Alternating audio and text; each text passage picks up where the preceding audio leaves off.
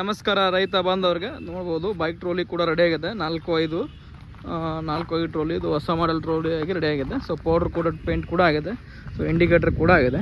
So MRF tyre ಕೂಡ ಅಳವಡಿಸಿದ್ದೀವಿ. So customer ಕೂಡ ಬಂದಿದ್ದಾರೆ, ಮಾತಾಡೋಣ. ಸರ್ ನಮಸ್ಕಾರ ಸರ್. ನಮಸ್ಕಾರ ಸರ್. ಸರ್ ತಮ್ಮ ಹೆಸರು ಸರ್? ನನ್ನ ಹೆಸರು ಕೃಷ್ಣ ಅಂತ ಅಂದ್ಬಿಟ್ಟು. ಹಾಂ ಸರ್.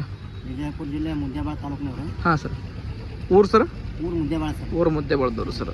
ತಾವು ಎದರ ಯೂಸಿಗಾಗಿ ಇದನ್ನು ಮಾಡಿಸಿರಿ? ಸರ್ ಇದನ್ನು ನಮ್ಮ ಮನೆ ಹೊಲ್ಮನಿಗೆ ಆಯಿತು. ಹಾಂ ರೀ.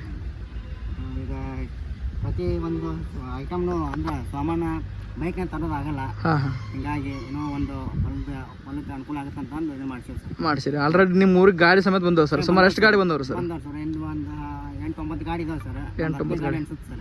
10ನೇ ಗಾಡಿ. ಸೊ ಯಾವ ಥರ ನಡೆಯಂತ ಸರ್ ಅಲ್ಲೆಲ್ಲ? ಭಾಳ ಖುಷಿ ಇದಾರೆ ಸರ್ ತೊಗೊಂಬಂದವ್ರು ಎಲ್ಲರೂ. ಹಾಂ ಹಾಂ. ಅವ್ರು ನೋಡಿಬಿಟ್ಟು ನಾವು ಮಾಡಿಸ್ತಾ ಇದ್ದೀವಿ. ಮಾಡ್ತೀವಿ. ಈಗ ಆ ಮಾಡಲ್ಗೂ ಈ ಮಾಡಲ್ಗೂ ಸ್ವಲ್ಪ ಚೇಂಜಸ್ ಇದೆ. ಹಾಂ ಸರ್. ಸಿಸ್ಟಮ್ ಸ್ಪೀಡ್ ವರ್ಕ್ಸ್ ಜಾಸ್ತಿ ಇದೆ. ಸಕಪ್ ಜರ ಕೂಡ ಕುಣಿಸಿದೀವಿ.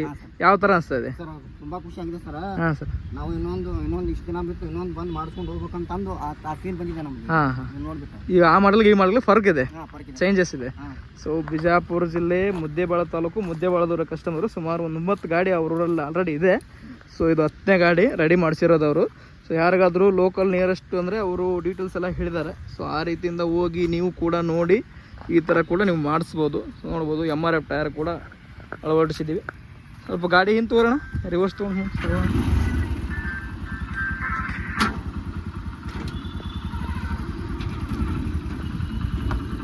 ಹೋಲ್.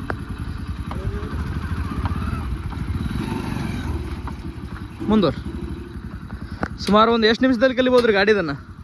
ಸರ್ ಒಂದು ತುಂಬ ಆಸಕ್ತಿ ಇದ್ದವರು ಬೇಡ 5 ನಿಮಿಷ 5 ನಿಮಿಷ ಇಲ್ಲ 10 ನಿಮಿಷ 5ರಿಂದ 10 ನಿಮಿಷದಲ್ಲಿ ಆರಾಮಾಗಿ ಕಲಿಬೋದು, ಏನು ತೊಂದರೆ ಇಲ್ಲ.